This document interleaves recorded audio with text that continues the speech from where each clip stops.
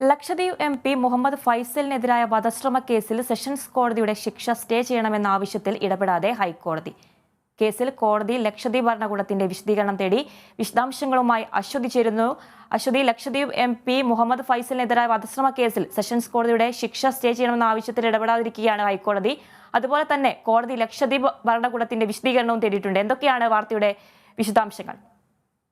ആതിര, വധശ്രമ കേസിൽ 10 വർഷമാണ് ലക്ഷദ്വീപ് എംപി ആയിട്ടുള്ള മുഹമ്മദ് ഫൈസലിന് കവരത്തി സെഷൻസ് കോടതി ശിക്ഷ വിധിച്ചത്. ഈ ശിക്ഷാവിധിക്കെതിരെയാണ് ഇയാൾ ഹൈക്കോടതിയെ സമീപിച്ചിരിക്കുന്നത്. മുൻ കേന്ദ്രമന്ത്രിയും അതുപോലെ തന്നെ മുൻ കേന്ദ്രമന്ത്രി PM സെയ്ദിന്റെ മരുമകനും കോൺഗ്രസ് പ്രവർത്തകരുമായ മുഹമ്മദ് സഹിലിനെ വധിക്കാൻ ശ്രമിച്ചു എന്നതാണ് കേസ്. ഫൈസലും അതുപോലെ തന്നെ 4 പ്രതികൾക്കുമാണ് 10 വർഷം തടവ് ശിക്ഷ സെഷൻസ് കോടതി വിധിച്ചിരുന്നത്.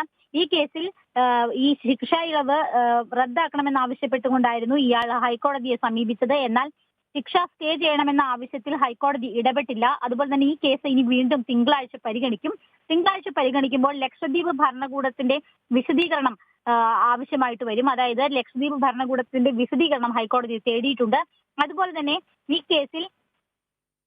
ഈ കേസിൽ മുഹമ്മദ് സഹിലിന് കക്ഷി ചേരാനുള്ള അനുമതിയും ഹൈക്കോടതി നൽകിയിട്ടുണ്ട്. 2009 ലോക്സഭാ ഇലക്ഷനുമായി ബന്ധപ്പെട്ട ഈ കേസ് ഉണ്ടായിരിക്കുന്നത്. ഒരു ഷെഡ് സ്ഥാപിച്ചതുമായി ബന്ധപ്പെട്ട തർക്കമാണ് അക്രമത്തിൽ കലാശിച്ചത്. എന്നാൽ ഈ മുഹമ്മദ് ഫൈസലിന്റെ സഹോദരരടക്കം 4 പേർക്ക് ഇതിൽ ശിക്ഷ ലഭിച്ചിട്ടുണ്ട്. എന്നാൽ ഈ കേസിലെ സാക്ഷികളെല്ലാം ഫാബ്രിക്കേറ്റഡ് ആണ്. എല്ലാവരും കള്ളസാക്ഷി പറഞ്ഞുകൊണ്ട് ഈ കേസ് രാഷ്ട്രീയ പ്രേരിതമാണെന്ന് പറഞ്ഞുകൊണ്ടാണ് MP ആയിട്ടുള്ള മുഹമ്മദ് ഫൈസൽ ഹൈക്കോടതിയെ സമീപിച്ചത്. ഈ സാക്ഷികൾ എല്ലാവരും തന്നെ കോൺഗ്രസുകാരാണ്. അതുപോലെ തന്നെ അന്വേഷണം തൃപ്തികരമല്ല, തെളിവെടുപ്പും തൃപ്തികരമല്ല, ആയുധങ്ങളൊന്നും കണ്ടെത്തിയിട്ടില്ല. അതുപോലെ തന്നെ മുഹമ്മദ് സഹിലിന് മുറിവുകൾ, ജീവഹാനി ഉണ്ടാകുന്ന തരത്തിലുള്ള മുറിവുകൾ ഉണ്ടായിട്ടില്ല എന്ന് ഇത് സംബന്ധിച്ച ഡോക്ടറുടെ റിപ്പോർട്ടുമുണ്ട്.